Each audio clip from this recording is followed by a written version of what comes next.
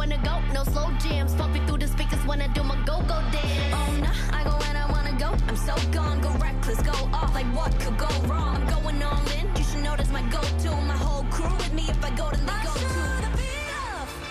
Be on my drum. 'Cause when I call you, you're gonna come. Hold in position. It's gonna blow.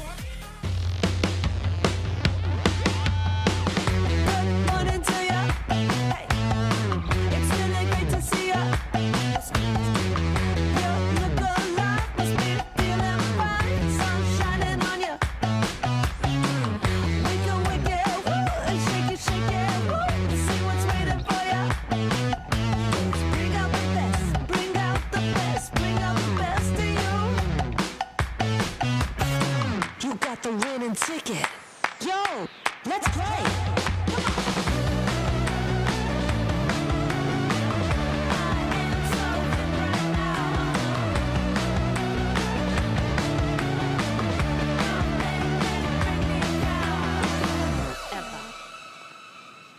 Hi, I'm Landon Norris, driver for McLaren MasterCard Formula One team. We're proud to be a Hedera Council member and to welcome Hedera as one of the newest McLaren partners this season. With that, we're off to the races again. Welcome to HederaCon 2026. Please welcome to the stage your MCs for the day from Hashgraph, Executive Director APAC, Jeff Chewy, and from Hedera, Vice President, Global Policy, Isadora Arredondo.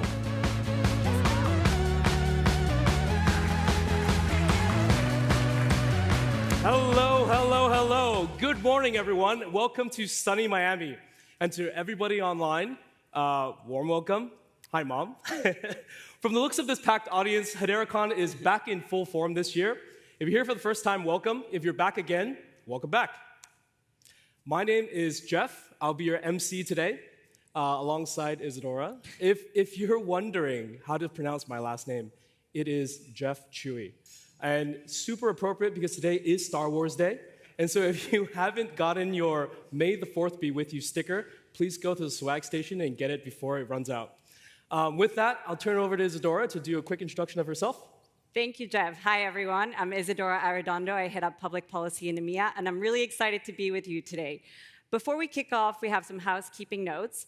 HederaCon is one full day with two stages, the main stage and the trust layer stage in the back. The other stage is a silent disco for noise control, so you'll pick up your headsets right at the table by the door.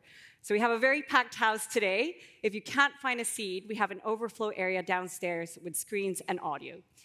Restrooms are also located downstairs. Water stations, courtesy of Dovu, are available throughout the Faina to keep you hydrated.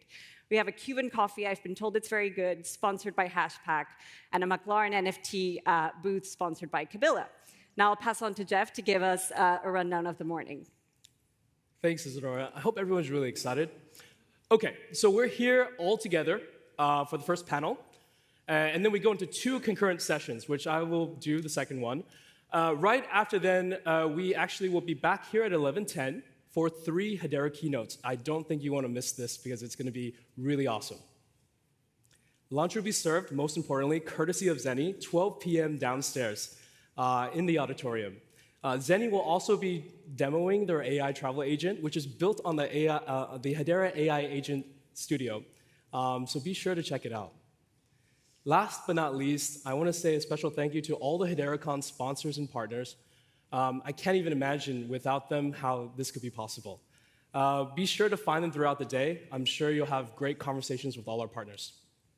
Without further ado, I'd like to welcome our first esteemed panel, Policy at a Pivot, Rules for Tokenized Economy, with moderator Peter Freeman from FS Vector, officially kicking off HederaCon 2026. Thank you. Thank you.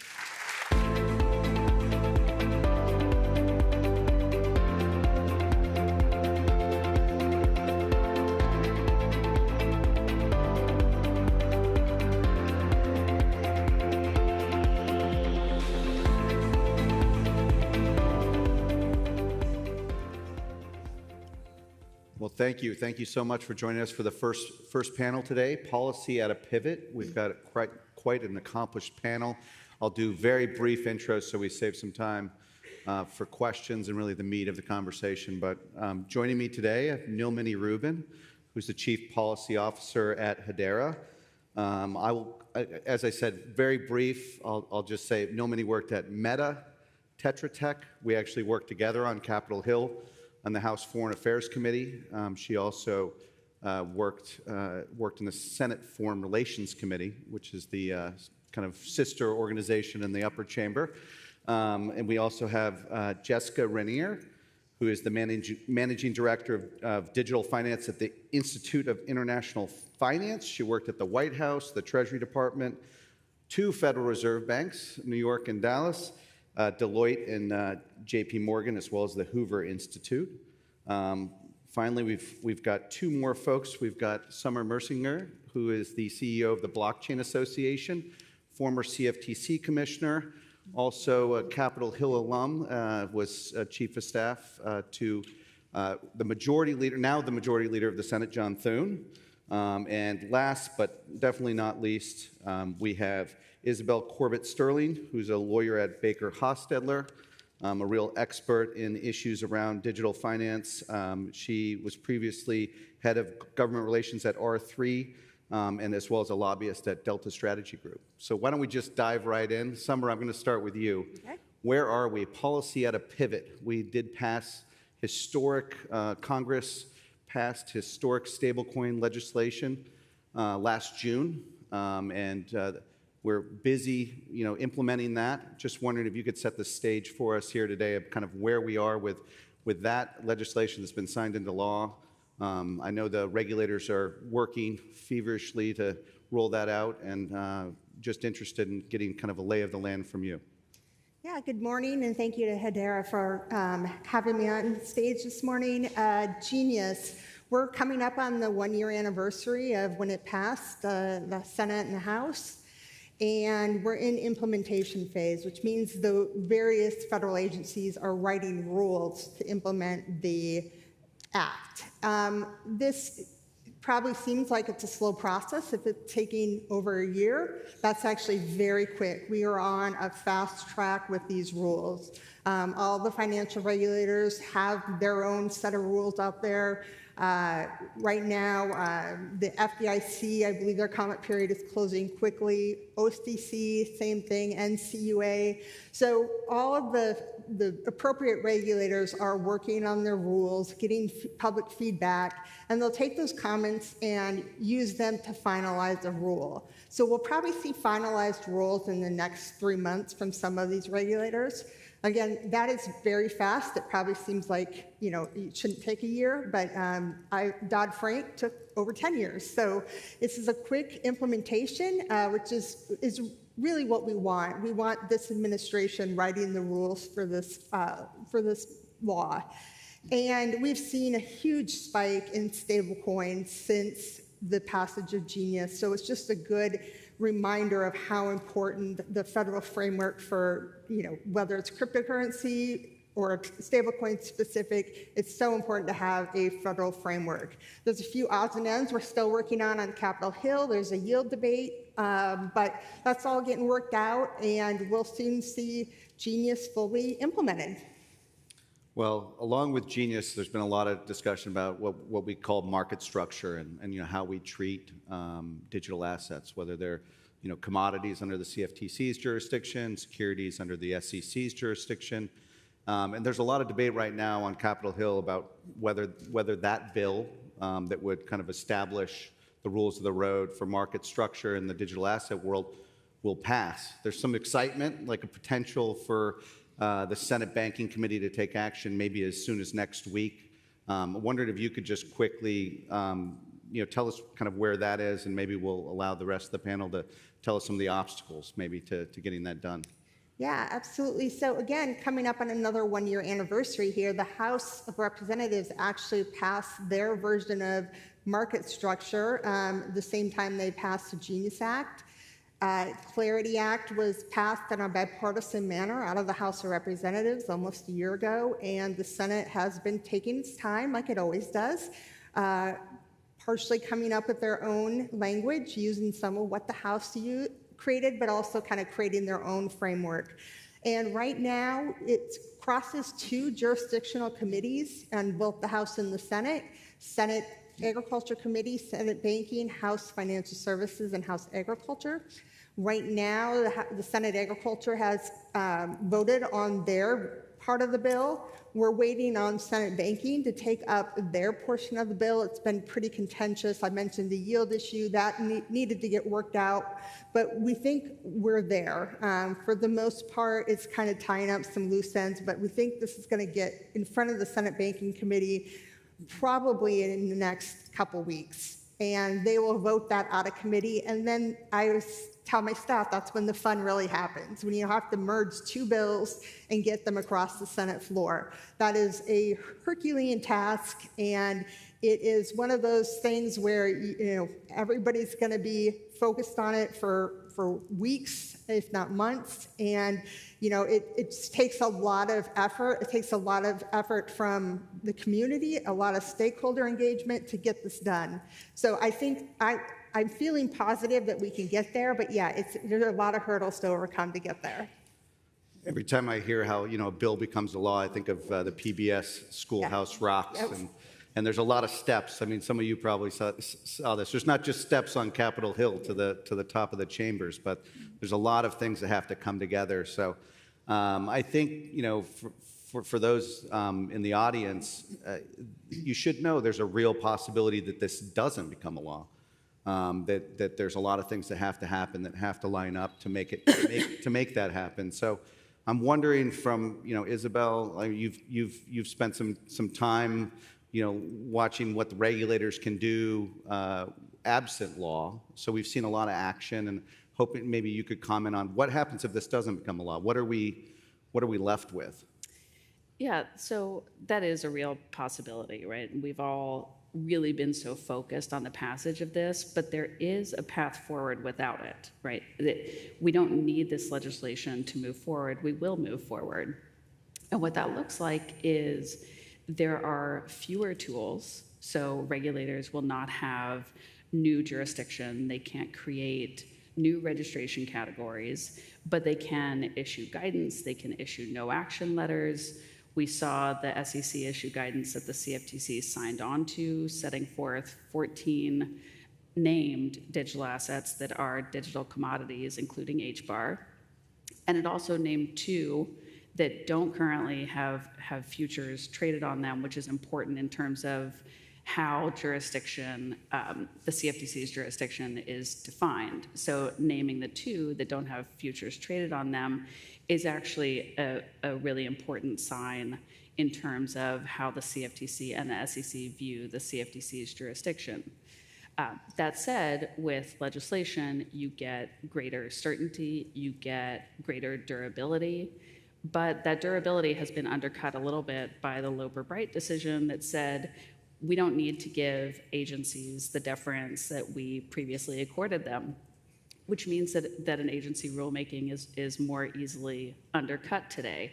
So there is a path forward either way, but as Summer pointed out, the year to get to this point on the Genius Act is blistering speed, and to expect to see that rulemaking speed in a large piece of legislation, especially one that creates new registration categories, that would be highly optimistic. As Summer also said, the rulemaking under Dodd-Frank did take a decade. The majority of the rules were done in half a decade, and it was painful, and the compliance costs were high. So there is a little bit of, be careful what you wish for when it comes to legislation. That certainty, that durability comes at a cost of compliance and the cost of time. And Nilmani, if you could just comment on what does this mean for Hedera and projects like Hedera? What's been happening at the SEC and the CFTC absent legislation to date in this market structure area? I'm just in terms of the treatment of layer ones and similarly situated projects. Well, as a practitioner, we've been in a big old rush, right, to work with the legislatures on this bill. And you were saying how there needs to be a lot of steps. Well, it's a lot of steps that need to be done before the end of this Congress. Because at the end of this Congress, which ends in January, we start all over again with the new senators. Like we're losing a champion in Senator Lummis, and she's retiring. And so there's a whole different cast of characters, and we start afresh. So we're all in a big rush, and we've recognized, well, if the legislation doesn't pass, there's alternate ways we need to work to influence policy so that DLTs can thrive. And we've been doing that by working with the CFTC, with the SEC, to make sure they understand our needs and how we operate, and how it's not just a financial product, but it's a token that has utility. And so we were really, really appreciative that when they listed what digital commodities were, that they used HBAR as an example of that. And that was really important to the Hedera ecosystem, and it was a signal of what is and what isn't going to be considered a commodity in the future. We work very closely with other digital ledger technologies to try to educate policymakers. And we also do it beyond the US. So we're working with other countries to try to get pieces embedded so that even with the uncertainty that's in the US, if we can get pockets of certainty in other places, we can create kind of like an echo chamber of rationality on how to regulate our technology. You bring up the issue of the kind of the U.S. in terms of where we sit in the world and inaction and action by Congress and our regulators. And Jessica, I think you're uniquely situated to maybe answer a question on, are we falling behind in the U.S. without action? Where are we vis-a-vis Europe and Asia in terms of U.S. action? I know there's folks from all over the globe in the room and online, so I'm wondering if you could just give us kind of a state of things globally.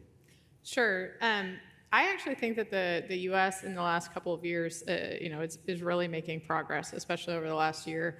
As I look, of course, over the last, 6, 7 years, there was a lot of focus on, hey, there's no legislation moving forward, there's no regulation moving forward, there's no clarity moving forward, we're regulating by enforcement, et cetera. We're clearly not doing that anymore, right? We are clarifying pieces of legislation, clarifying regulation, clarifying guidance, moving along.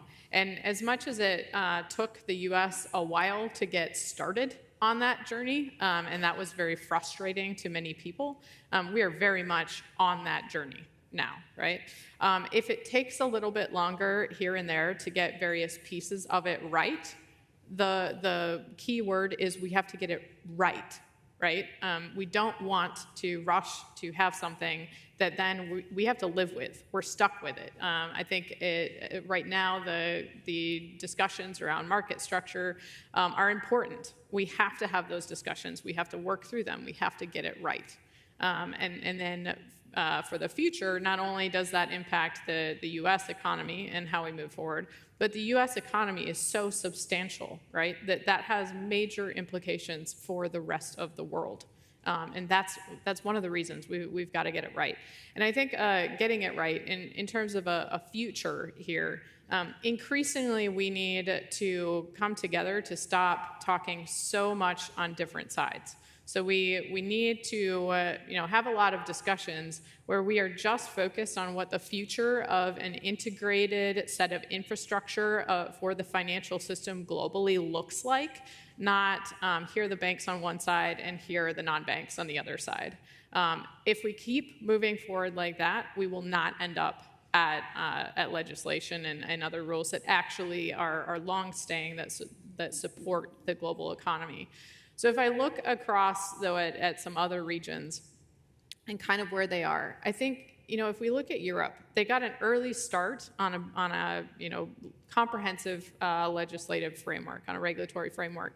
But they have a lot of challenges now that they're running into. This has happened for Europe on numerous issues, not just with respect to digital assets, right? They have a lot of domestic challenges with various different member states. They have significant geopolitical challenges right now. We all do. So when we think about where the U.S. is relative to the rest of the world, we actually need to take a step back and say, what is the geopolitical environment in which we are operating?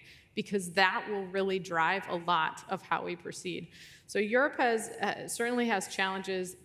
One of the biggest ones, I would say, is just the number of options that are out there from a cash-leg standpoint going forward. They uniquely have a retail digital euro effort that is essentially the public sector at some level competing with the private sector. And I think that will be very challenging for them going forward, and we'll have to see how that plays out. When we look at Asia, I think it's very important that we recognize that we're looking at numerous different countries that have fundamentally different macroeconomies.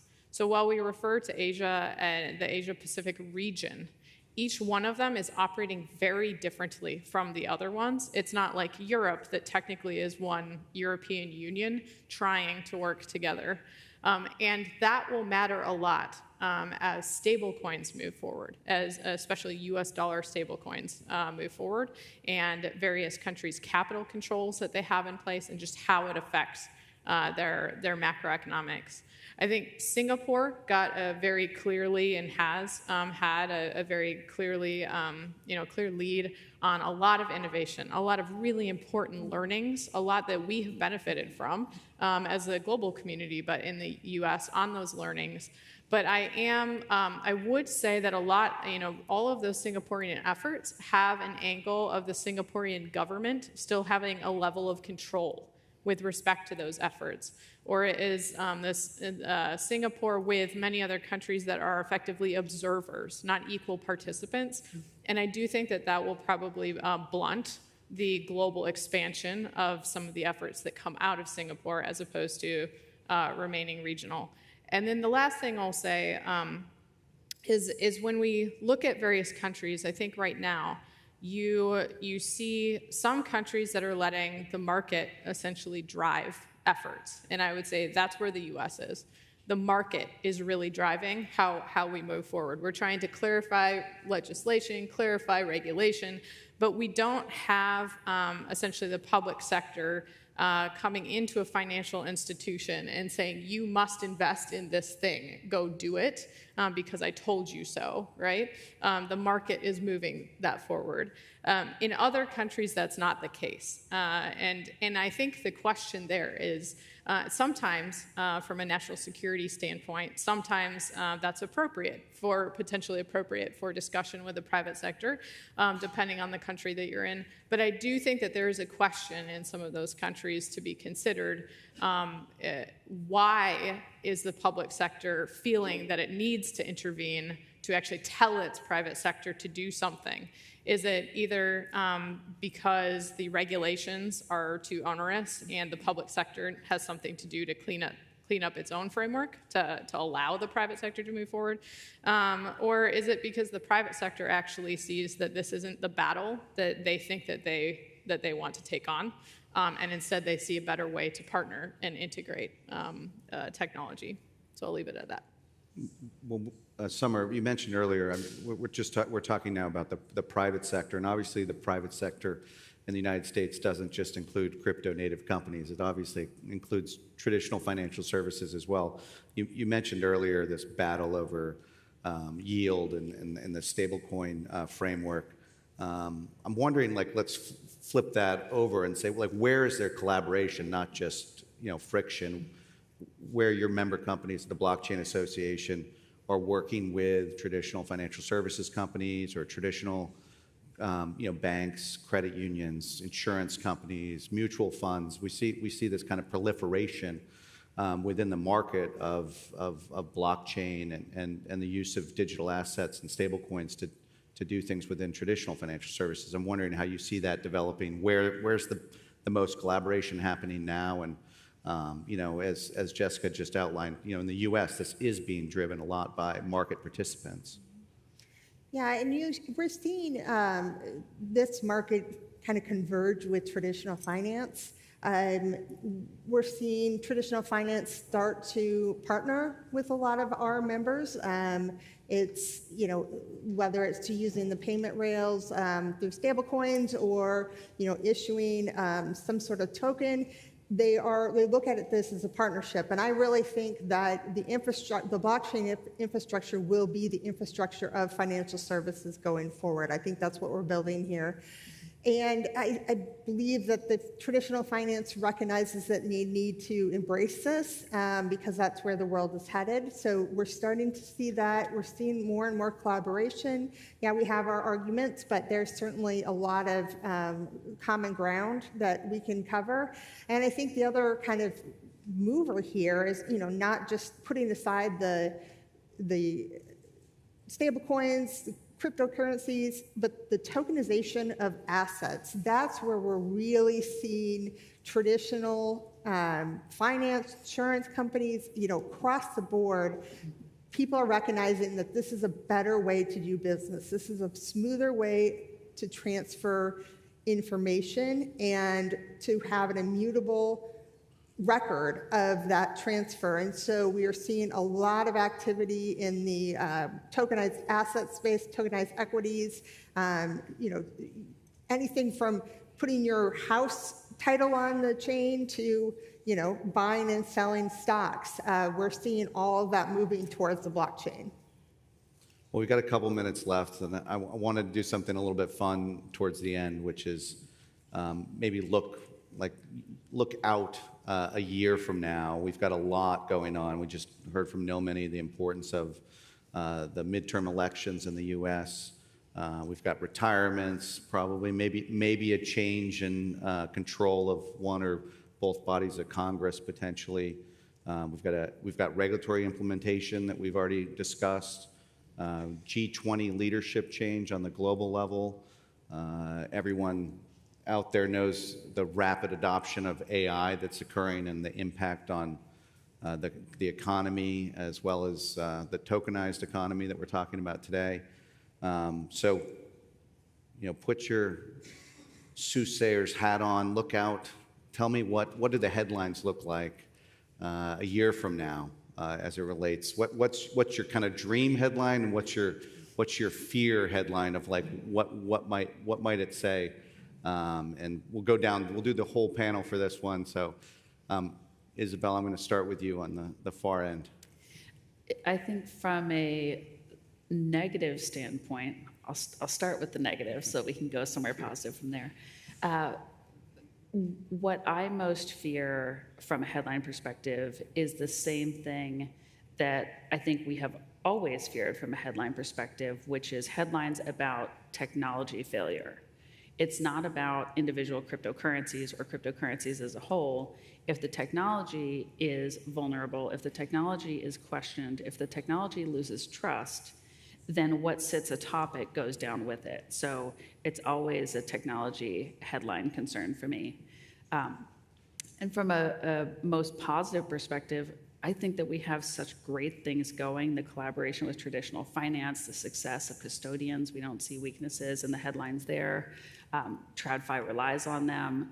I think we continue on pace and on course. And most importantly, whether we get legislation, whether we get the Clarity Act passed or we don't, we need to settle into that reality, get as far as we can, get as comfortable with where we are, and really have that just smoothly integrated so that should there be a change in the next presidential election, it's really looking steady, integrated, and comfortable. So starting with the positive, I think the headline will be that the government is implementing the market structure bill. We're seeing innovation return onshore. We're seeing growth in the industry, and especially you mentioned AI. When you add AI into what the blockchain can do, you really do unlock some pretty amazing things. So I think we'll see a lot of great headlines around the use of AI with blockchain technology. I think nightmare scenario, technology failure is a big one. I always think, if another failure happens, if the bad headline would be we don't get market structure and there's another large failure in the system, that will mean Congress will act. They'll act quickly, and it won't be as helpful. They tend to overreact in crisis. They tend to go a little bit too far. And that's kind of my concern, that we're going to be in a situation where if there is a failure, if Congress doesn't act now, they're going to come back and not be as coordinated with the stakeholders in writing their next bill. So that's kind of where I see things. Hopefully the positive is what we're talking about. Jessica? I think, so two things, but there's a third that I'm going to throw out there. So one, the positive. I think a year from now, at the end of the day, all of this to scale depends on a cash leg at scale existing. Everything depends on us succeeding at an at-scale cash leg, global, cross-border, wholesale level cash leg. So from that standpoint, a year from now, I do think it will be a lot clearer globally that there are countries are moving forward with deliberate, coordinated strategies to enable that. Because if we don't enable that, all of our other efforts here are capped. at a level that's not scaled.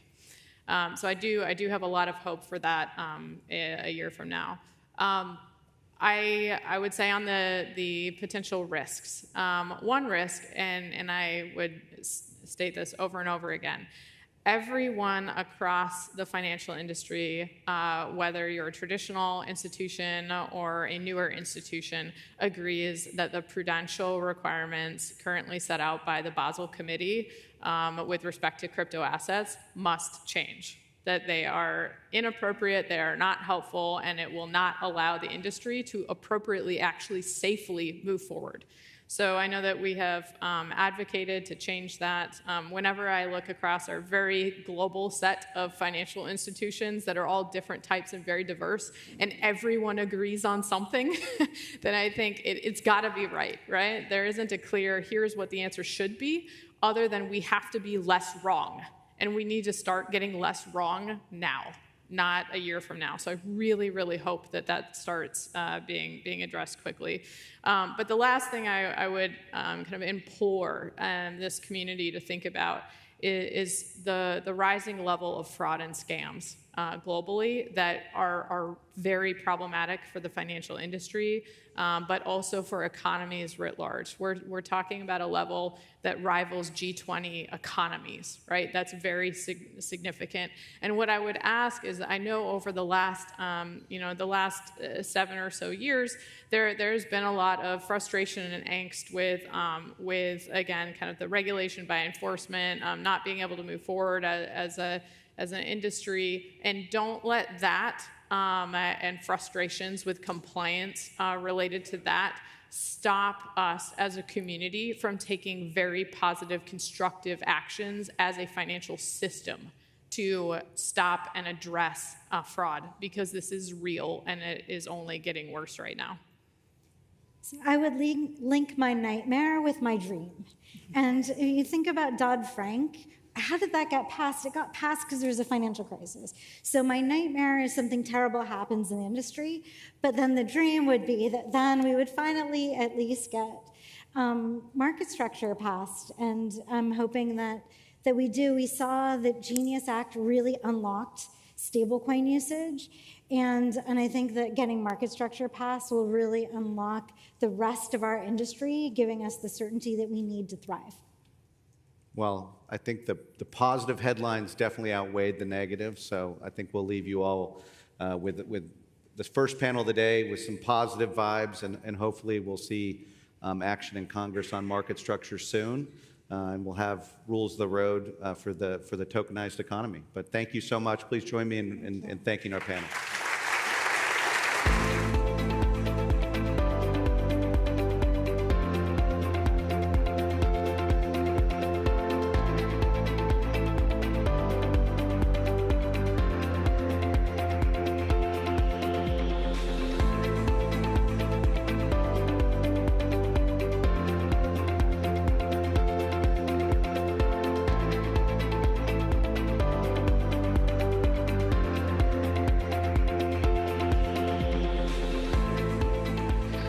Now, thank you to our panelists for setting the bar high for the rest of the day. This stuff is foundational to the future of our industry.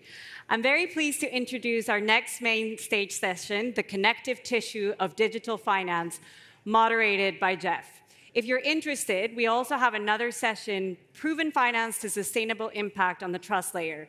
Please come back into this room at 11:10 for the keynotes of the day. Thank you very much.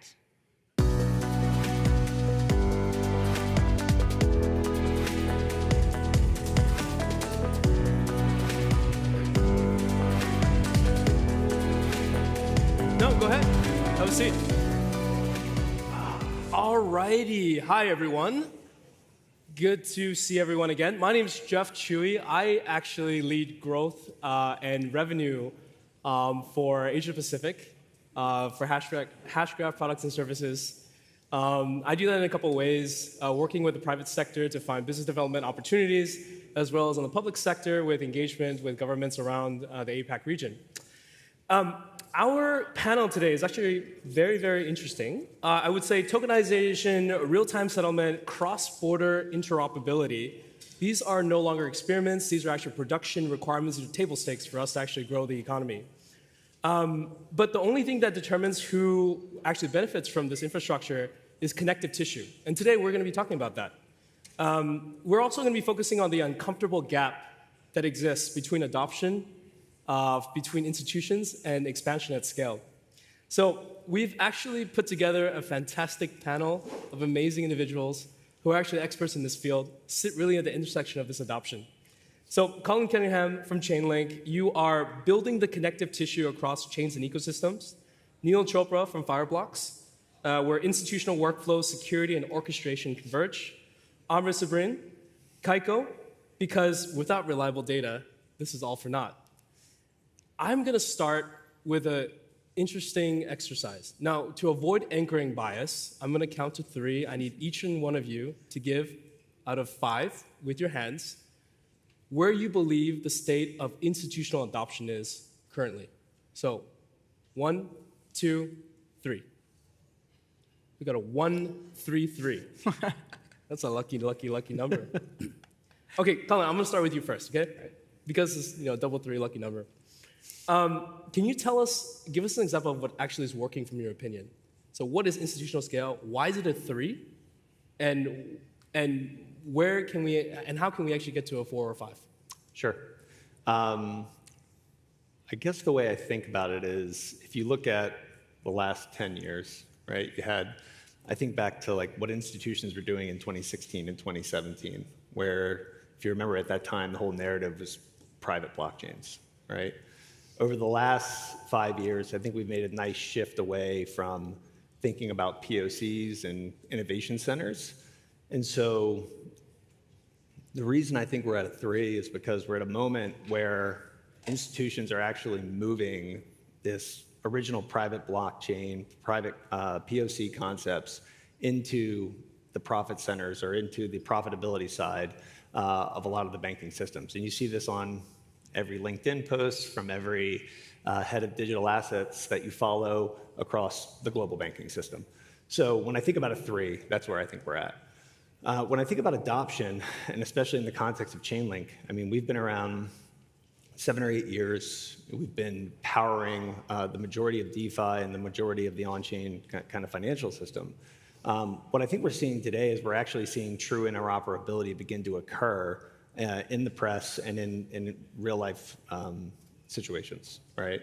So the way we're thinking about it at Chainlink is, last year we did an integration with JP Morgan's Connective, right? To start thinking about what does it look like to connect the traditional bank accounts that are digitally enabled with stablecoins and other assets that are existing on public blockchains.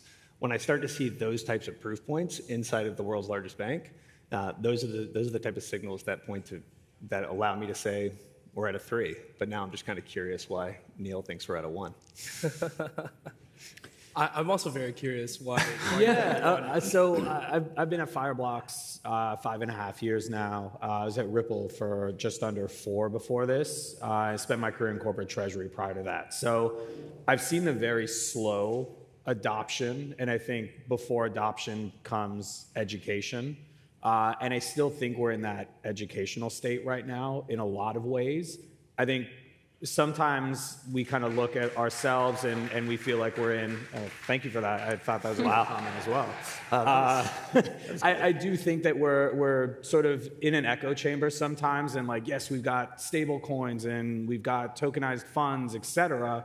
But I still think that there's a lot of work to do to actually bring the ecosystem together to prove utility of these assets. Like we see crypto and we've seen that that's successful. We've seen DeFi and that's successful at a relatively small scale. We're seeing stable coins being used for settlement of crypto transactions and cross-border payments. But the slice of the pie that stable coins are for all transactions globally, the slice of the pie that tokenized funds are for the entire universe of yield assets is minuscule. It's nothing. And so I think what we need to do a better job of is not saying, hey, we're going to bring all these different assets on chain. I think what we need to do is say, we're going to bring this asset on chain, and here's the utility that we're going to derive from it. So we're seeing tokenized money funds being used as collateral and margin in crypto derivatives trading. I'm waiting to see when that's going to happen in traditional commodities trading. They're dollar-based, 24/7 global markets. There's no reason that we shouldn't be able to leverage these assets in the same way that we are for crypto. And so this is where I think we're still in the very, very early stages. Maybe one was a little too aggressive. Maybe we're at like a 1.5 or a 2. But I do think we just have a ton of runway. And what I've seen over the past 12 months with the new friendlier regime and administration in place for crypto is that it's really starting to accelerate. I think the next couple of years could be really exciting. And I could see us going from a 1.5 to a 3 or a 4 over the next 2 or 3 years pretty easily. But Neil, so I'm listening to you explain why you chose 1, 1.5, 2, right? It seems that it is premised around friction, right? So where do you believe friction is worse in this current arrangement of adoption? And then also, who's responsible for fixing that friction? Right? I think that's the fundamental question. So we work with institutions across the globe, across market participants and market structure. And it very much feels like everyone's sort of building in silos. And we have a lot of similar conversations with different types of institutions. And everyone's trying to solve and unlock the same problems. I think we're at the point now where we can really start to bring market participants and market structure together. I think there's this concept and what like the digital asset team and Canton are doing with DTCC to say, we're going to get all these assets available on chain. Everyone's now trying to figure out what to do with them. And so the question is, how do you essentially insert current market structure or blockchain into current market structure? And then you have folks like Ondo and Kraken and others that are trying to bypass existing market structure or do it in a different way that's still regulatory compliant. Whether that's going offshore or otherwise. And so I think that there's going to be this interesting like convergence layer that comes into play where it's not going to be existing market structure lifted and shifted. It's going to be some combination of how crypto operates today and how traditional markets operate as well. So yeah, okay, look, so it looks like we know what kind of works, right? Colin was talking about what actually works from his perspective. You had talked about some friction. But if we know what works and what's broken, why is adoption still lagging, right? What is that adoption paradox, right? We've built the rails, we have the infrastructure, we have the frameworks, regulations coming around the corner. What is it still that's preventing institutions from really jumping that chasm? So this is an open question for any of the three of you to take on. Happy to jump in on this one. And maybe I kind of agree with everything you guys said. I just see maybe the world a little bit in cliché. Like, I don't think there's any going back from the giant leap we've made over the past 12 months. Yep. I still remember a time 10 years ago where it was all, blockchain, not crypto, and all these private blockchain initiatives that clearly didn't work. There was a huge kind of phase of just crypto, and crypto was an incredible sandbox. I mean, every institution that is now doing something is learning from the decade of crypto activity and DeFi and DEXs and like what Chainlink has brought from an interop and even a data oracle standpoint. All of that is learning from 10 years of watching the crypto sandbox evolve. And I think finally over the past 12, 18, maybe 24 months, we are seeing a back to blockchain, not crypto, but with a much more educated view, which is actually, we see that this technology works, and I'm coming to your point, which is we have blockchain technology that works. We have smart contract logic and tech and code that works. We now have tokenized collateral. It's not yet completely perfect, but there's a lot of things now that are available in a tokenized form on the blockchain.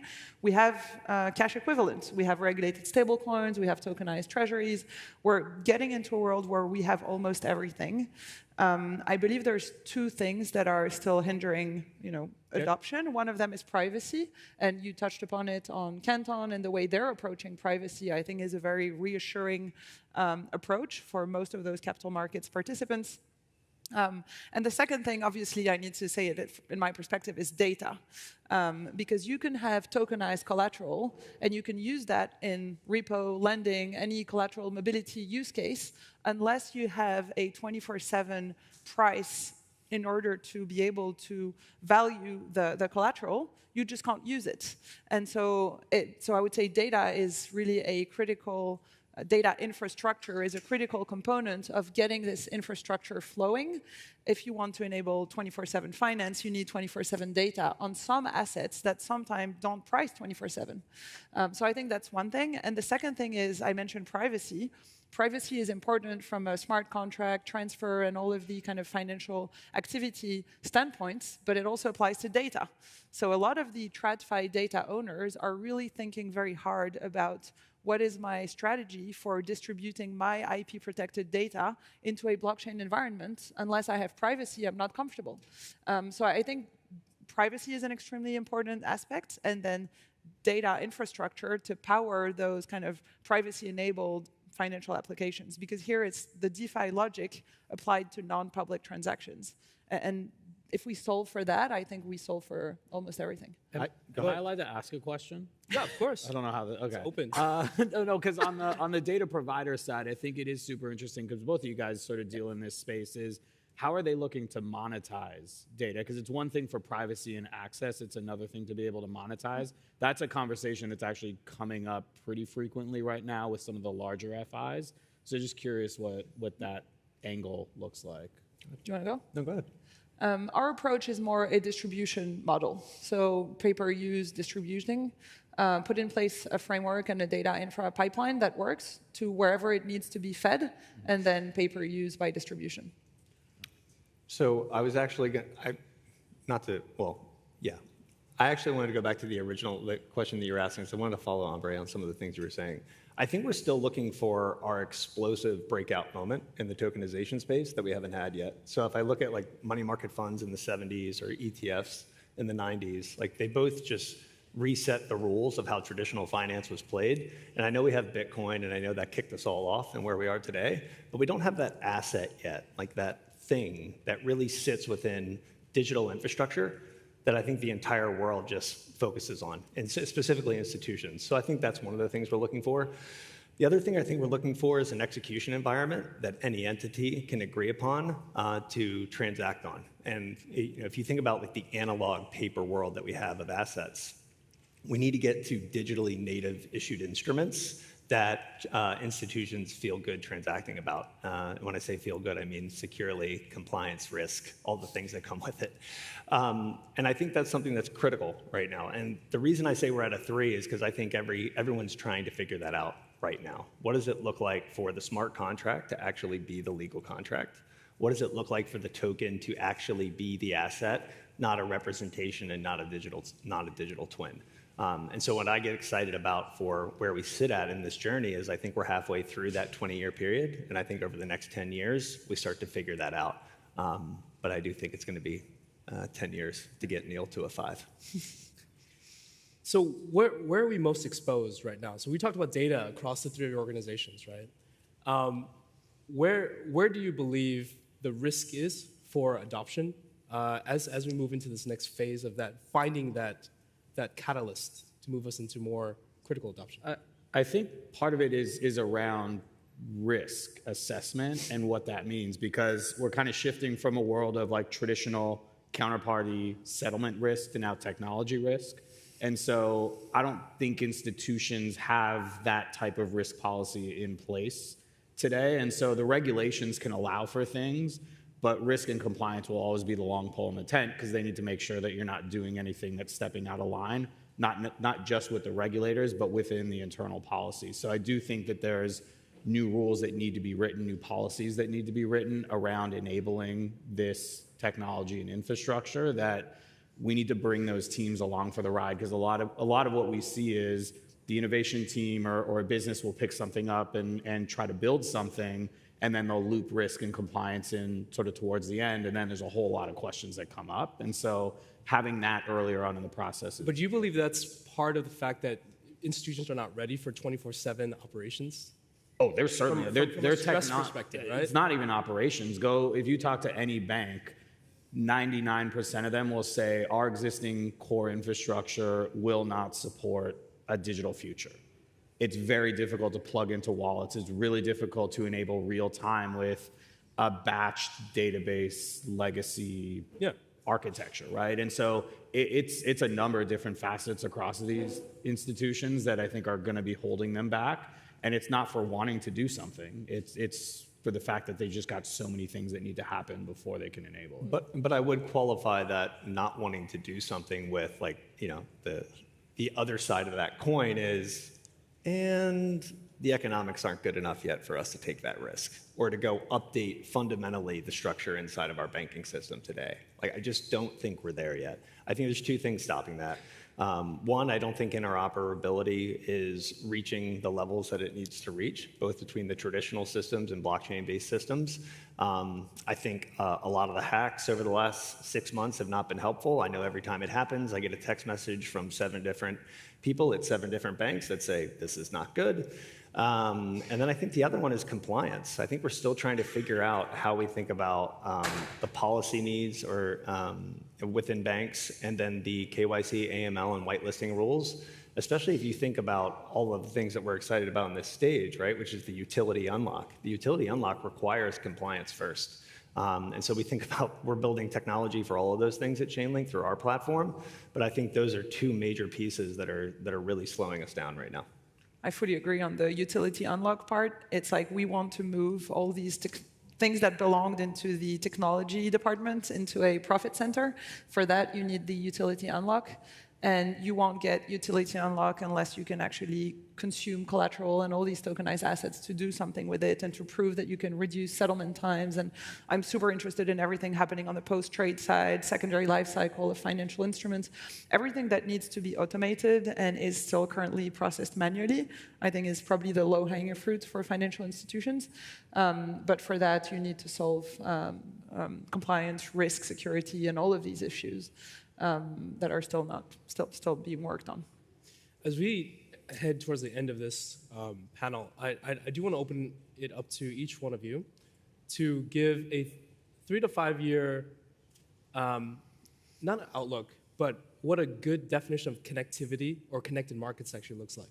So from your perspective, I think you just finished saying compliance, integration, et cetera, but what does 2027, 2030 fully connected markets look like to you? I start? Yeah, I think we need to unite token issuers, product issuers, financial investors, and basically all the market participants onto a consolidated stack. Now, it doesn't mean that everybody needs to be running their own blockchain environment. I think there's going to be a huge piece of blockchain abstraction that needs to be done for institutions to actually get involved. But yeah, we need all these market participants to be connected in some form of way on a distributed ledger that is the essential source of truth. And unless we get there, we're still going to be stuck in old FI, I guess. I would say we need to burn paper and mint digitals. I think that's critical. I don't think we're going to see the true efficiencies and the true excitement that the blockchain provides from an economic perspective until we do that at scale. And so over the next 3 to 5 years, I'd love to see people taking advantage of atomic settlement, programmable transactions, composable collateral, and I just don't think that happens with twins. I just don't, from a tokenization perspective. So that would be the first thing. And I think in order to get there, privacy, Ambre, as you mentioned, I think is critical. I think integrations into the traditional financial institutions need to continue to work with providers like Fireblocks and trust of the best of Web3 and bring those technologies into their environments. And then I think we need a execution layer or an execution environment that everybody trusts. And that's where Chainlink wants to sit. And I think until you have that execution foundation that sits between analog paper and blockchain digital, we're going to continue playing this game of back and forth. And once we see that economic opportunity collectively, then I think regulators will go, all right, we have to find a way to do this in a new way, the same way they did it with money market funds and the same way they did it with ETFs. And then maybe that'll birth the explosive breakout asset that we need.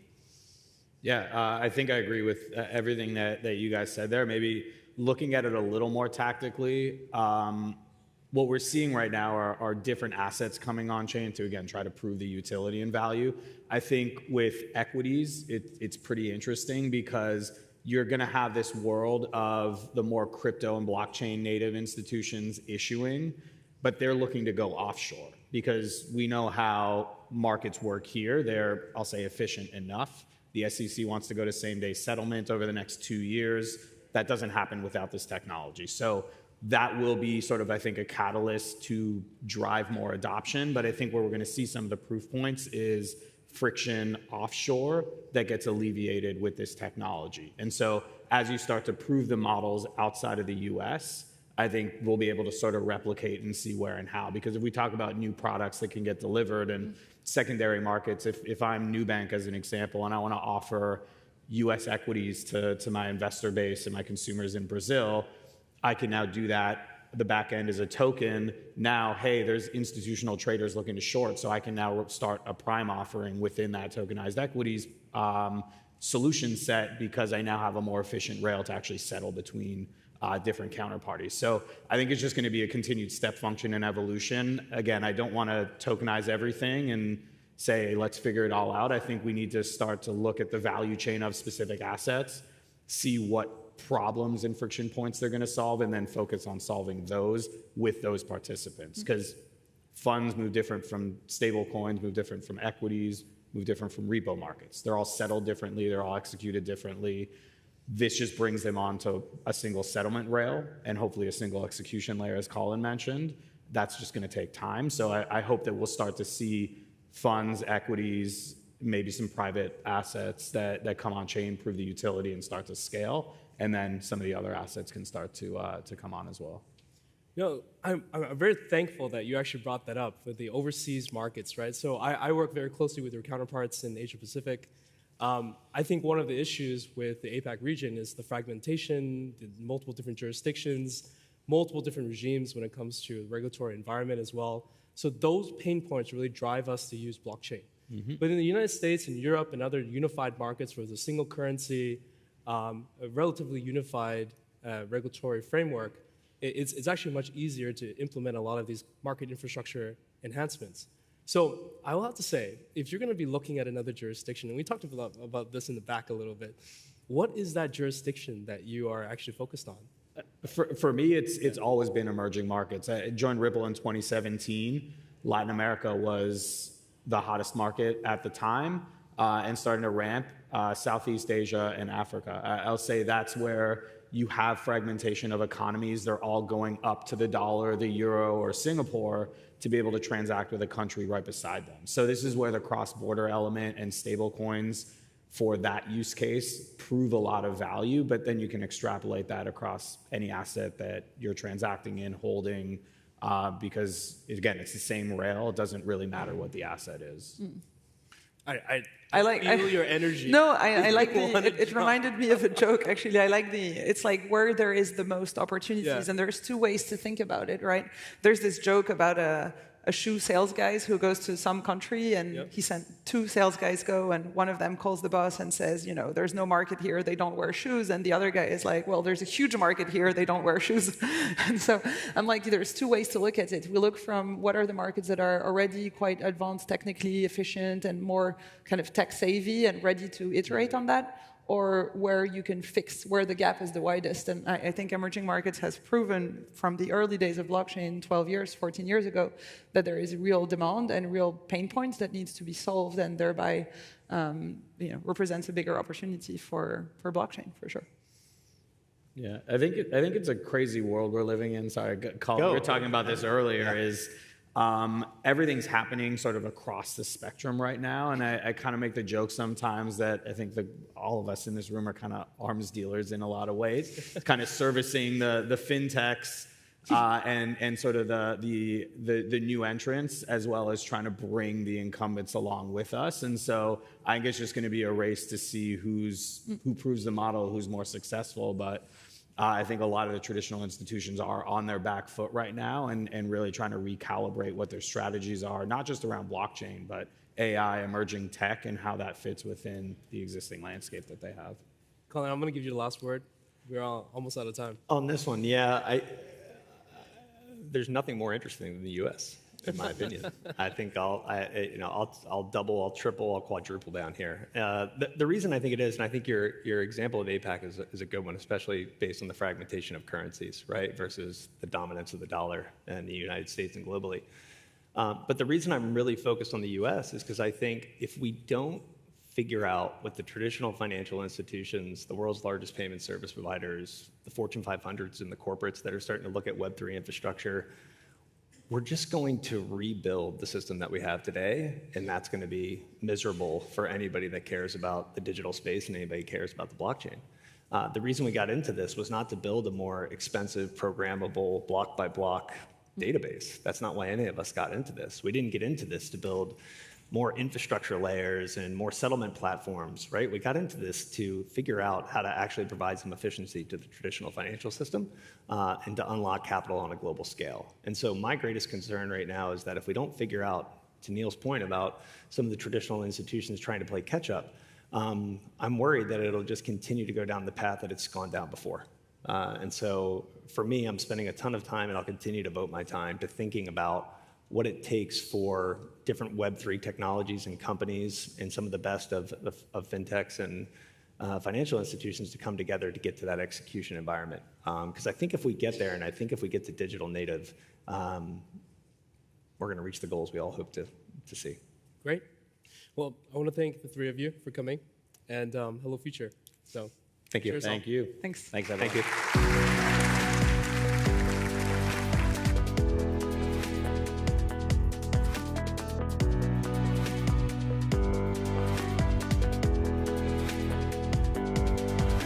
Wasn't that a great panel, everyone? We're going to take a very short break. Please be back here by 11:10 as we have our keynote of the day. Thank you.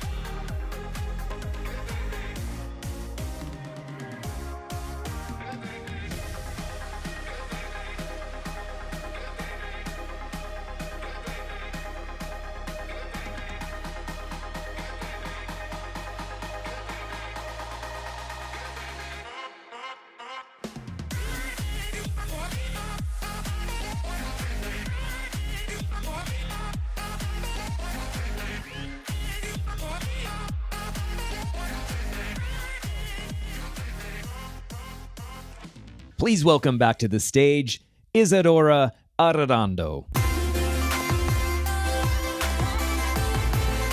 Please join me in welcoming co-founder of Hedera and current chair of the Hedera Council, Mounts Harriman, and CEO of Hashgraph, Eric Pescini, to deliver HederaCon 2026 keynote address, Invisible Ubiquity.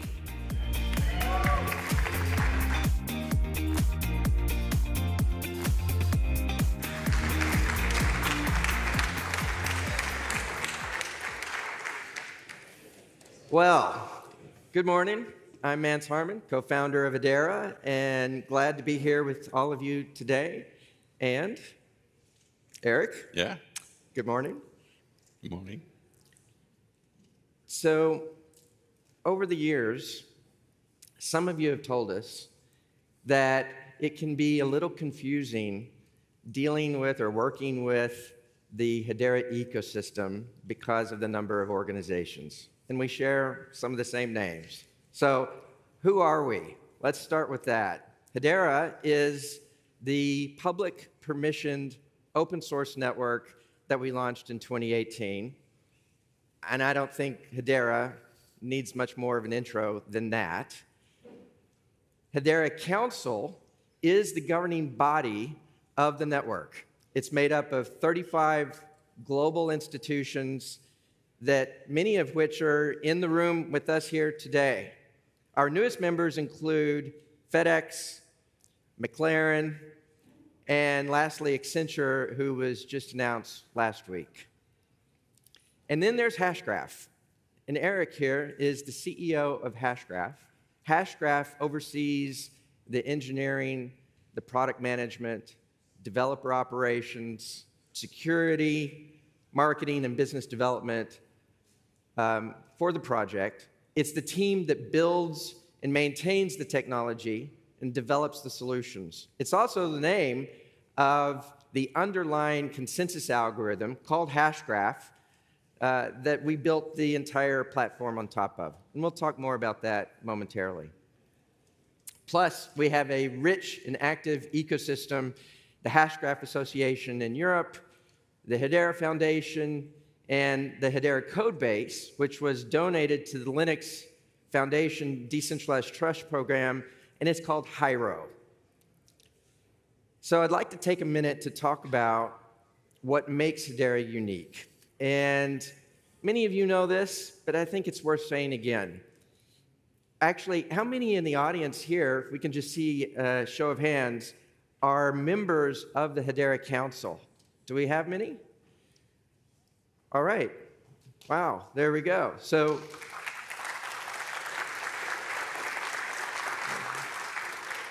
we want to thank them all for being here.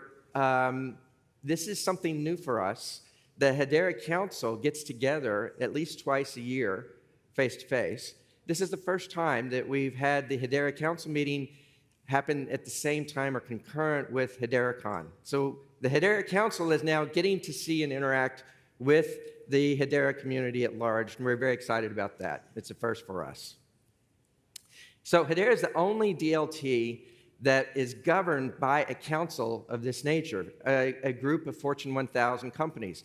This has been true from day one, and it continues to be the case today, and we were the first to take this approach. We think there's a lot of value in this approach, and why is that? One, you know exactly who is running the nodes, right? And in a world where we care about enterprise-grade or regulated use cases, it becomes increasingly important to understand who the validators are, where that node is operating from, and if you have a network that is made up of anonymous validators, you simply don't have that. You have a whole new set of problems to deal with that we eliminate by having the type of council that we have. Also, what I would like to talk about is sort of the original vision here for a moment of the project. From the beginning, we've envisioned that there would be an ecosystem, a global ecosystem of networks, both public and private, And those networks would interoperate with each other seamlessly. We've built our code base to accomplish that. We're going to talk some about that here today. But what I think is important to point out that maybe not everyone understands is where we in this life cycle of technology. We essentially are living in the world of Prodigy, CompuServe, and AOL. We have a global ecosystem of walled gardens. And just like that ecosystem was supplanted and replaced with a protocol that tore down those walls, those walled gardens, and made it possible for the world to realize the value of the technology, that's going to happen in Web3 as well. What we have to realize is that assets can and will seamlessly flow from one network to another. Smart contracts on one platform will be able to call and execute smart contracts on a different platform. And it will be possible for stable coins that get transferred from one network to another network to convert into different stablecoin automatically on an as-needed basis, transparently to the users. That's what Web3 should look like. That's what Web3 will look like when this technology category matures. We're only in the very first version of distributed ledger technology. And what we're excited today to talk about is how we're going to lead in that direction. We're going to introduce technologies that begin to show the world how to achieve the equivalent of, quote, the World Wide Web of Web3. And it will change the universe, our universe. And that's where we're going. So, one more note before I turn it over to Eric. I think it's important to talk about how we define success for the project. In the early days of DLT, a lot of the conversation was focused on the potential of the technology and how it was going to be disruptive. All of that is true. There was a huge focus on the technology itself. Well, in a lot of ways, we have matured as an industry, and that focus can and should be shifting from the infrastructure to the applications that are being built on top of that infrastructure. The thing about infrastructure is you know that it's successful when it just works and you never think about it. You shouldn't think about infrastructure. When do you think about the roads? Well, when you hit a pothole, right? Or when do you think about the power grid? When your lights go out. You shouldn't think about infrastructure if it works the way it's supposed to. And with Hedera, what we're focused on is realizing that infrastructure and the vision that I just described, the next generation of technology in a world where there is no friction associated with bridging assets from one network to another. In fact, there are no bridges. Let me take it a step further. It's not that the bridges become more efficient. It's that the bridges go away, and that one network can transfer assets securely and efficiently to another network at really high performance, ultra low cost, and securely without the counterparty risk that we have to live with today. And smart contracts, executing smart contracts on other platforms, on other networks. We're going to realize that, and when we do, what we will achieve is what I like to call invisible ubiquity.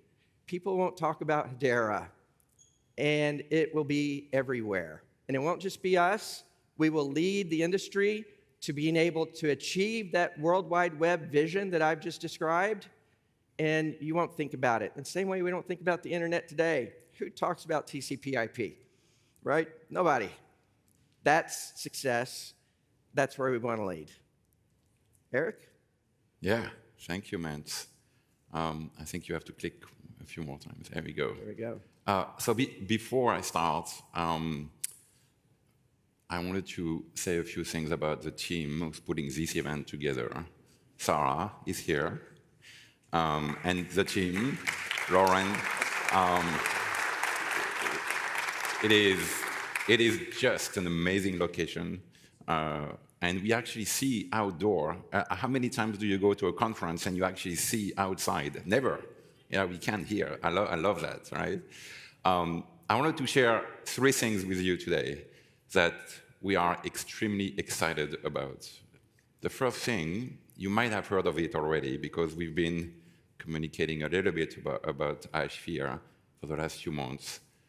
HederaCon is our private version of Hedera, and the reason we did this is because many of you in the room, large institutions, small institutions, FMIs, said we need a private version of Hedera because we love the technology that Manson Lehman created back in 2018, but we need the flexibility of building our own network, our own governance, our own tokens in a private environment.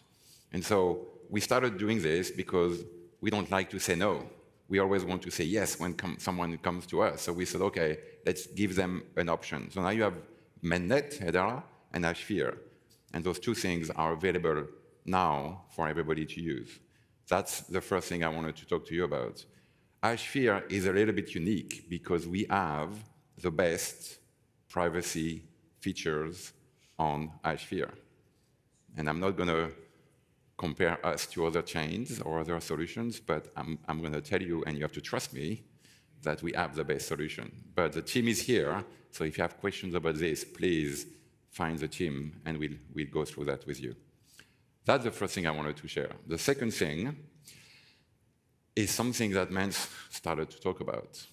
It's called Clipper, CLPR, Cross-Ledger Protocol. And this is massive. We're going to talk a little bit more when Lehman comes and joins us on stage.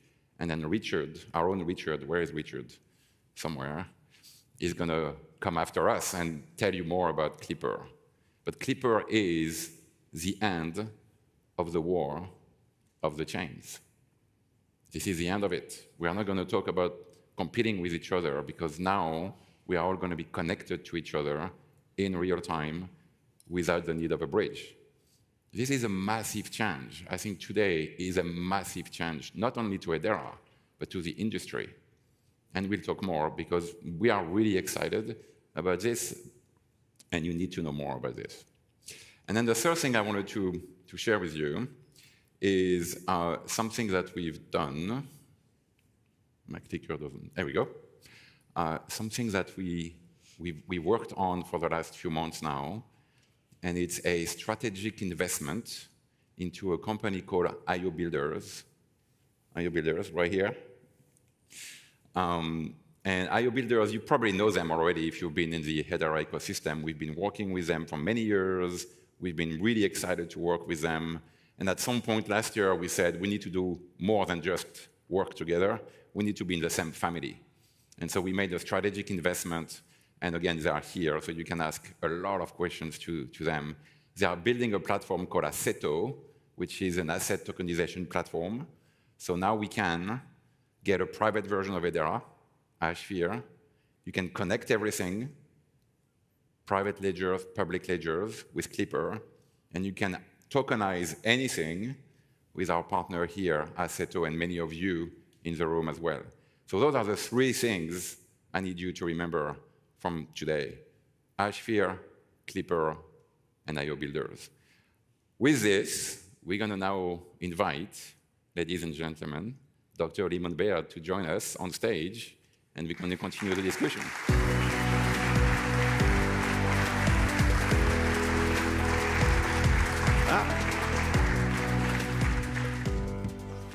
Lehman, thank you for joining us. Thank you. It is great to be here. Thank you all. So I want to start with maybe a question about the journey. You both started in 2015 working on this. Even though Hedera was started in 2018, you started working on that a long time ago. And then I I'm sure it was very different in 2018 when you launched Hedera compared to today. First, compare this event to the launch event of Hedera back in 2018, and then we can talk about the evolution of the vision that you might see from the beginning to today. Well, okay. So that's correct. In 2018, we actually started Hedera, the project, in 2017, but the world didn't know about Hedera until 2018. And in 2018, what I recall is that the industry was just coming off the SEC was getting involved for the first time. And so we were on a downslope in terms of market, what was going on in the market. But the industry was still incredibly young. We didn't understand how long it would take to get to the maturity level that we are today. We thought it would be a lot faster than it has been for a lot of reasons. But Ethereum had only been launched for a few years at that point. Ethereum launched at the end of 2015 when we actually started all of this. So the change in the market today is huge. There is more of a retail focus back then than there is today. In fact, what we're enjoying today, probably really for the first time, is a focus on enterprise and mainstream market adoption, especially in financial services. That's completely different than what it was back in 2018. And again, it also took longer than we anticipated. But the journey has been an interesting one. The council that we enjoy today has been chosen to represent the full universe of use cases. And now we know what the first mainstream use case category is, and we're focused on that. That's also new and different than when we first started back in 2018. So in 2018, a lot of excitement, a lot of uncertainty, and no one really knew what the first killer use cases would be that weren't retail, that were sort of what we'll describe as mainstream. And today that we have that clarity on what those are. Lyman, what's different from 2015, 17, 18 to today? We had a vision, and now it's happening. That's the difference. The vision hasn't changed. So in 2018 and even back in 2015, the goal was that you could have anyone carve out a chunk of cyberspace, an online shared world that multiple people can connect to each other, transfer things back and forth, come to agreements, and then have connections between these shared worlds, between the ledgers, between the blockchains. And this, from the very beginning in 2015, the vision was you need a well-governed, fast, fair, secure public ledger. You need Hedera, but then you also need private ledgers. That's what the hash spheres are. That's running the same code as the public ledger, except a small group of people can have their own set of computers running them. And then you need connections between the private networks and Hedera, and between the private networks and other blockchains, and between Hedera and other blockchains. Everyone needs to be connected, and that's what Clipper is. So the cross-ledger protocol connects them. You have Hedera as the public one that is well-governed, and then you have HashSphere, where you govern it. And anyone can govern it, and you can have it be as private as you want. And so what we have seen is that original vision, which you can see videos from 2016, and videos from 2018. But that original vision is what is now happening absolutely at this moment. And that is incredibly exciting and gratifying to see this. Yeah, just so Lehman designed that in 2015. Right? Yeah. So what we're talking about here today with Clipper and this vision of how the walls should come down across protocols, that's not new to us, right? It's new to the industry, but it's something that Lehman actually designed in from the ground up. Yeah, I think there was a saying that we always overestimate the time it's going to take to realize an innovation, but we underestimate the impact of that innovation. And I think that's where we are. the timing is right. Now we're going to see the impact. I think that Clipper, this maybe is a strong statement, I think that Clipper is as important as Hashgraph. You know, certainly on the same level in terms of importance. Hashgraph as a consensus algorithm was a fundamental advance in the state of the art in decentralized consensus, and Clipper is of that magnitude. Yeah.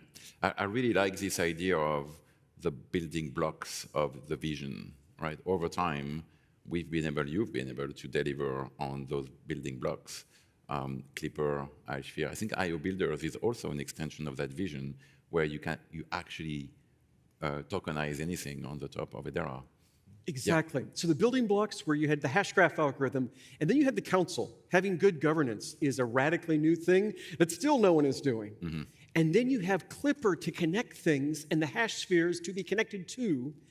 These are the 4 layers that are really allowing all of these things to happen. And you're right, these are the building blocks. So those are just technologies, plus governance is not a technology, but it's a thing. But those building blocks together are very powerful. Yeah, and one other point. It's something that we can do and execute on unilaterally. It's of some advantage to have the industry adopt, and of course we want that, but we can implement this technology and begin to realize the benefits of the technology without their involvement. And it's something because of that we will be able to directly demonstrate. Yeah. I forgot to ask you a question earlier before we started. Did you get your sticker, your Hedera sticker? I'm sorry? Did you get your Hedera sticker? You know, that thing right here. No. Did you get that? Okay, I knew it. So I got some for you. So you can pick one. There's one that says "May the Force be with you." I think that's for you, Lehman. Oh, today's the 4th. There we go. Yes, yeah. We have the flamingos. Yeah. So you guys, if you didn't get your stickers, please do it. Yes. May the 4th be with you. Absolutely. Very cool. And we have flamingos and things because we're in Miami. Oh, yes. Yeah. No, and then we have HederaCon. There we go. There you go. Pick your stickers before you leave, all of you. When I was talking about Clipper, I was saying this is the end of the war of the chains. Do you think that we have a mission to stop comparing ourselves to each other, and Clipper is going to be the end of the competition, and we're going to live together peacefully? Yeah. So here's the comparison with Web 2. Then I'll let you talk. Please. So in the very early days, before the World Wide Web, you had Prodigy, and you had America Online, and you had CompuServe, and these were 3 little walled gardens, and they were starting to do something like email and something like web pages and something like the internet we know and love, but they were walled gardens, and they could barely talk to each other. You did have some ways of getting some information across. Email could actually cross the boundaries.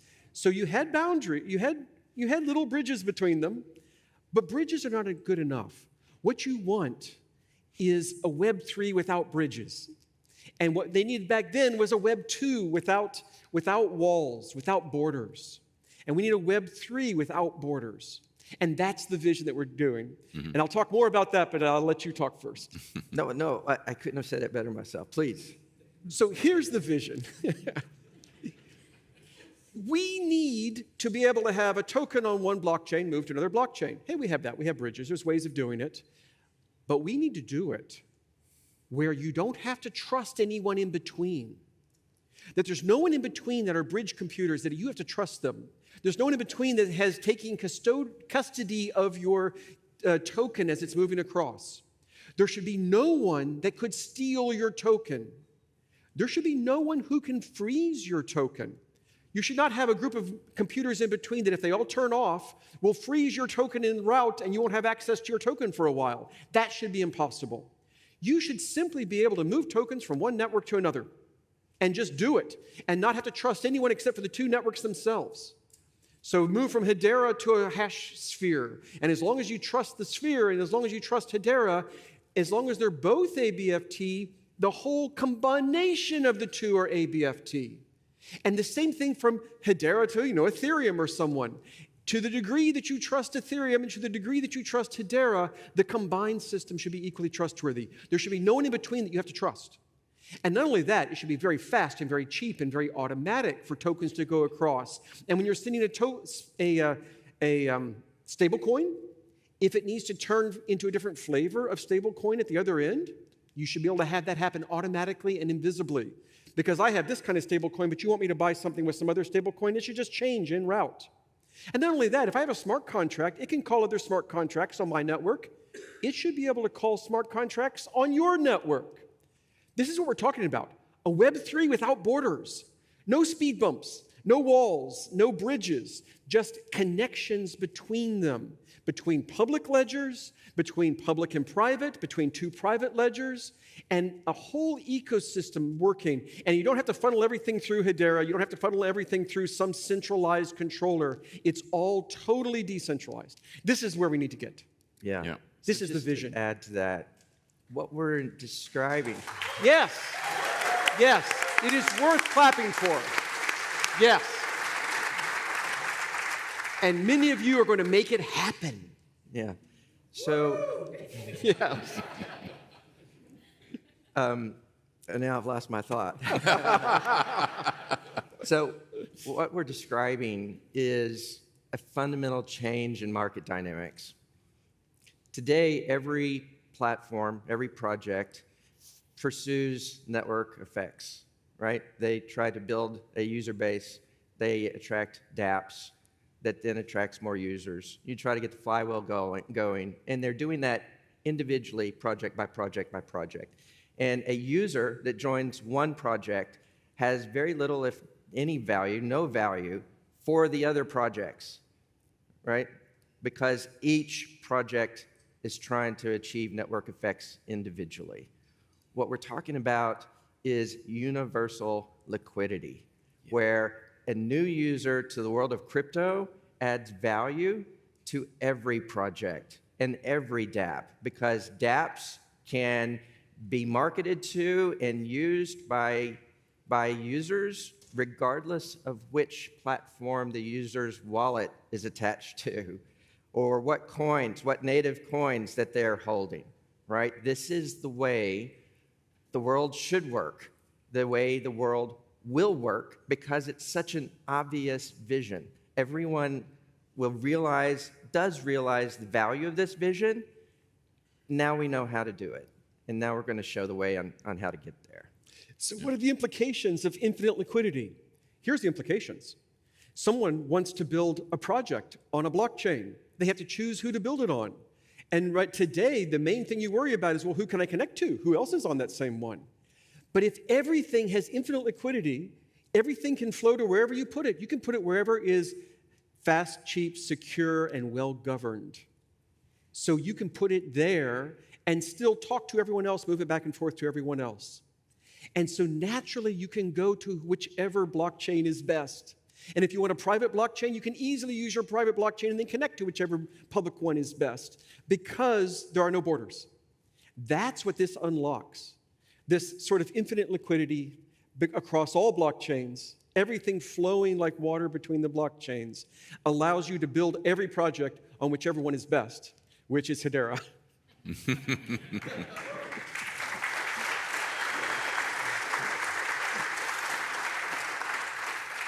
So we talked about unlimited liquidity. We talked about invisible ubiquity.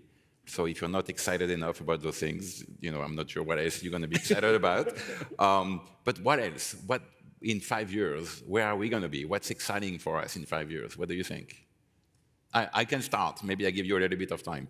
I think we're going to have a lot of applications available in, call it app stores, and we're going to be able to pick whatever application we want and benefit from any application, and that's going to be fast and cheap and available to anyone in the planet. That includes banking, that includes financial inclusion. We've been talking about financial inclusion for a long time in the blockchain space. I think that's something we can finally deliver with all of this. What do you think? That's exciting. It's hard to predict. What I can say is that the technology problems that we sort of grapple with today in the immediate term. The financial services relate, stable coins, for example, is a great example. Bankers, regulators, governments worry about fragmentation of money supply because of stable coins. Mm-hmm. And what we're saying is we're directly addressing the fragmentation problem, Yep. right? Clipper, this technology, removes that from the table, which then opens up the opportunity for global adoption. And that's exciting to me. How's that going to change our world in 5 years? That's very difficult to know. I don't think I could have predicted in 2017 where we would be here in 2026, right? Lehman? In our last 2 seconds, where are we going to be? Ultimately, everything of value in this world will be tokenized. Too many advantages to it. Everything of value will be tokenized, which means we will be able to have very fast, low-friction interactions on-chain for everything in the world. And this will enable whole new use cases to all the people in the world using the system and the AI agents. And I'll just leave it there. We didn't talk about AI. Yeah, I know. We are out of time, but we're out of time. You want to talk about AI? No, we can keep going. Sarah is here. She just told me we can keep going. Keep going. Well, 5 years from now, clearly, I think that the world is going to be full of AI agents, and those agents are going to be making payments. And so agentic payment solutions will be here. That's really exciting. We've talked a lot about what's going to be required to achieve that. I think there will be a new layer of infrastructure that makes it possible to scale agentic payment solutions within the enterprise.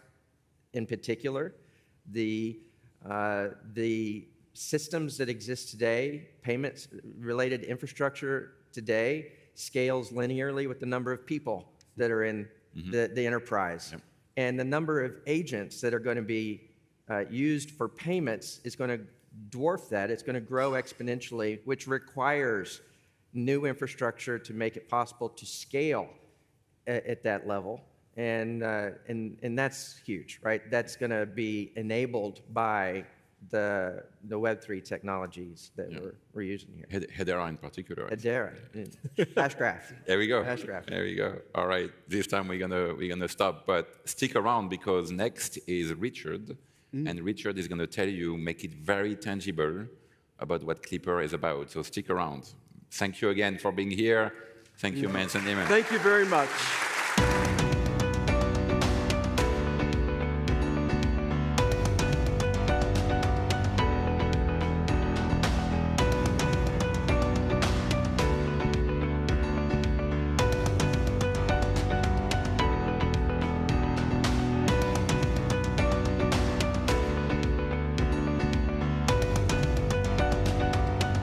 Please welcome from Hashgraph, Vice President of Engineering, Richard Baer.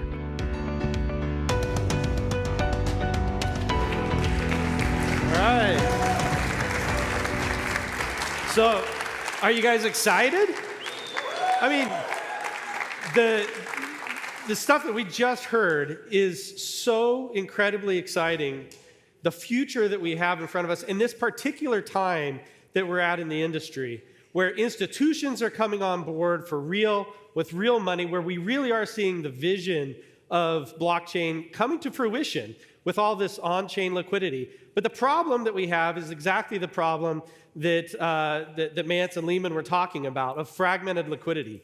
At one point, we had one chain, it was Bitcoin, and that's all you had to work with. But then a whole bunch of other chains came up. But where we are right now is still just the very beginning. I mean, there's a couple hundred, maybe, public blockchains, but the number of private blockchains that are going to come online is going to be measured in the thousands. And how do you deal with this fragmented liquidity? There's users, there's applications, there's money spread across all of these thousands of chains. Obviously, that's not going to work. And so the solution to this is Clipper that we were talking about. And I'm going to spend some time here to talk about how Clipper works and what makes it a little bit different than the other solutions that we've seen to this point. The deepest, realest difference, the thing that really makes Clipper interesting, is cryptographic proof of state. You may have heard of a state proof, but I'm going to break it down. Fundamentally, we have a ledger, let's call it ledger A, and it's super secure. They've put a lot of effort over the last 10, 15 years to make sure the consensus algorithm is secure. There's lots of participants. It has an active ecosystem. Great. We have a great ledger here, ledger A. And then we have another ledger, ledger B, and it also has done a great job over the last 10, 15 years building its security story, making sure that it's really solid and secure. And then we put a little bridge in between, and the bridge is just a couple of nodes, and it's really not as secure. And this just doesn't seem right. We ought to be able to leverage the security models of both ledger A and ledger B to allow them to talk to each other directly. And the way that we do that is through a thing called state proofs. It's a cryptographic mathematical proof of some information that's in this ledger and some information that's in that ledger so that they can then verify each other's proofs directly. And through that, they know exactly what messages, what tokens, who the payers are, the application that's sending it. All the information that they need is available to them directly. If you were thinking about it in the Web 2 world, there's some analogy to something like HTTPS, where you get two different servers that are connecting to each other. You can authenticate and authorize who is communicating with you. You know exactly who you're doing business with. And Clipper basically gives us that same capability on a blockchain between any two ledgers. Now, there are no bridges. It's a base level infrastructure. Hashgraph isn't looking at Clipper as like a massive value stream. This is a thing that we want to deploy to the world. We want to increase the flow of liquidity between all of these different ledgers. We want you, like Lehman was saying, to be able to deploy your application to a ledger and have access to all the users and all the liquidity that's on all the other ledgers as well. Because this is the world that we're going to find ourselves in. It's the world that we're in right now, and it's the world that we are going to be in. And all of this happens at the speed of the consensus of these two different ledgers. So if you have two ledgers that are incredibly fast, that have very low latency, you're going to see this cross-chain exchange happen in a fraction of a second. For ledgers that have a longer consensus latency, you'll see it take a little longer for that to occur. But in all cases, it's going to be at the speed of the consensus systems of the two ledgers that are involved. So it's as fast as we can make it possible to do. Now, I'm going to show you a little demo of this working in 4 different scenarios. Before I do, I want to explain a couple things that you're going to see. First, you have your two ledgers, and you want to send some token from one ledger to another. Somebody has to be willing to pay for that transfer. We call that thing, that economic actor, a connector. A connector is just an entity that has basically deposited, they have a smart contract that's running on the two systems. And when you try to send a message, it goes to the connector and says, would you be willing to pay for this transfer?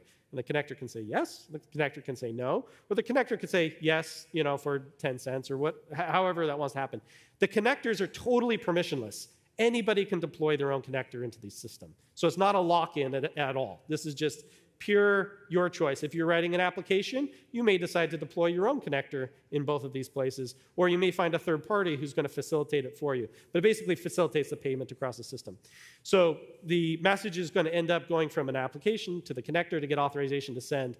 At that point, the source ledger is going to create a state proof. That state proof then will be transmitted to the destination ledger, and then a verifier, which is a smart contract on the destination ledger, will verify the state proof to make sure that it's correct. At no point is there any intermediary in this system that you have to trust.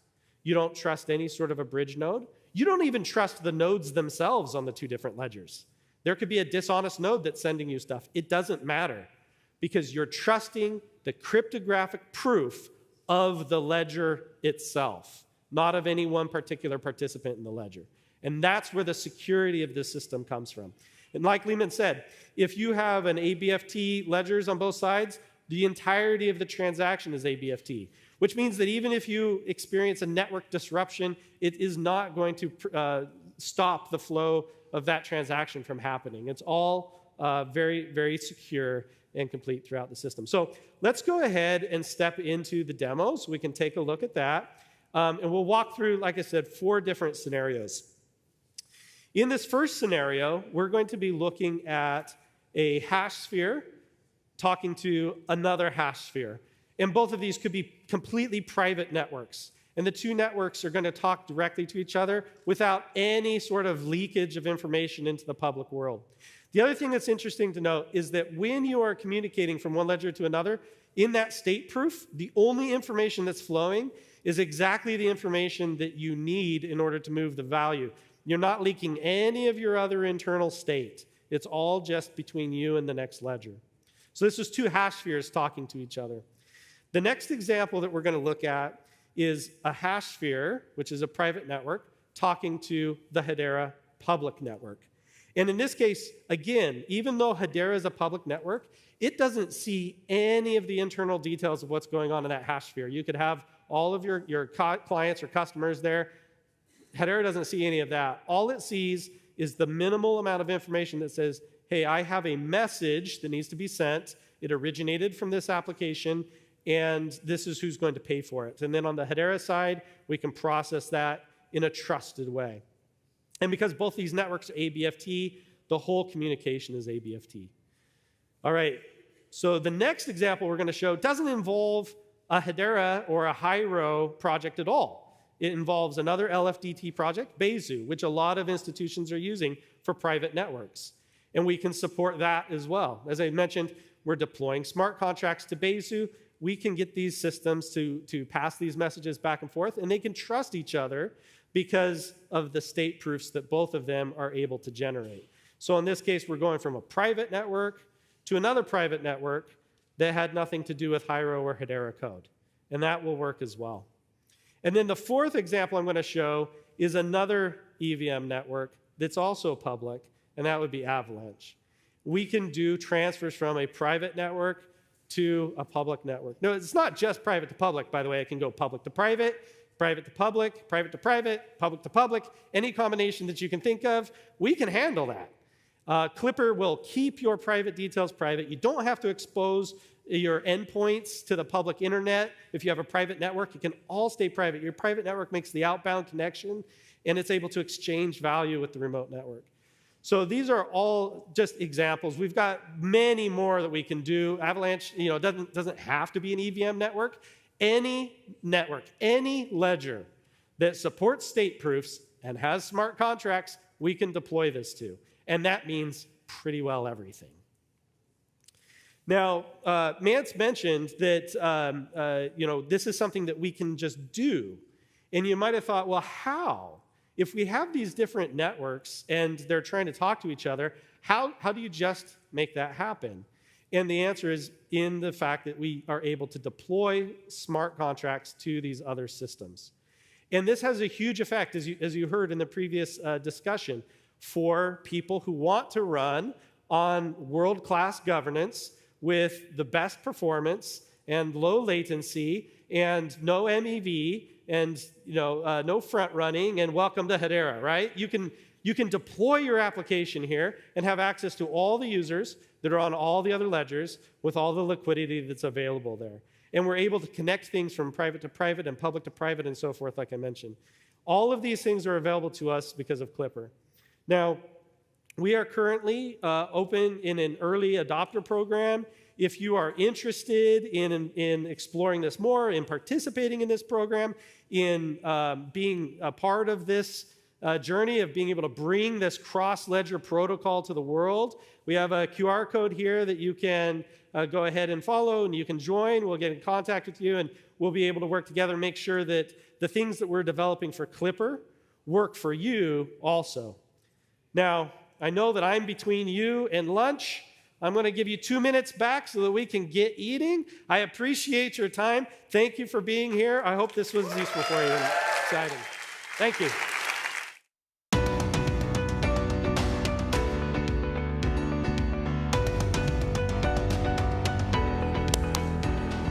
Wow, wow, wow.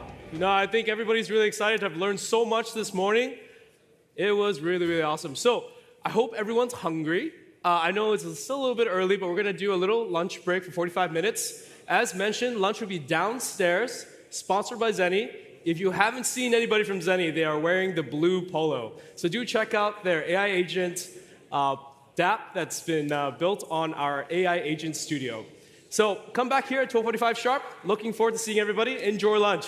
Cheers.